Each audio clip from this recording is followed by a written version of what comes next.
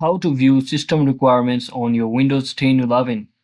So hello guys, welcome back to my YouTube channel. If you're also using your Windows 10 or 11 on your laptop or PC, and if you want to check out your system requirements, so here's what you need to do. So first thing first, just head over to your search bar and simply search in for settings, and once you're inside your settings application, you can just tap on this system, which is the first settings over here, and from over here scroll all the way down until you see the option that is about section.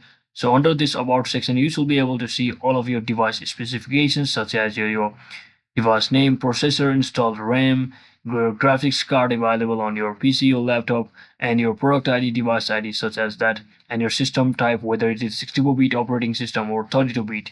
So you can also check out the Windows specifications, such as edition, version of it, and when was it installed, and its OS build. So another thing, or another way you can check that out is you can just click on this search bar once again and just search in for DXDIAG, just like this, and you can just run the command from over here. And once you open the command, it will open this DirectX Diagnostic tool, where you can also easily view your system information, such as your BIOS version, as your language, your system manufacturer date, your processor, your memory, your DirectX version as well.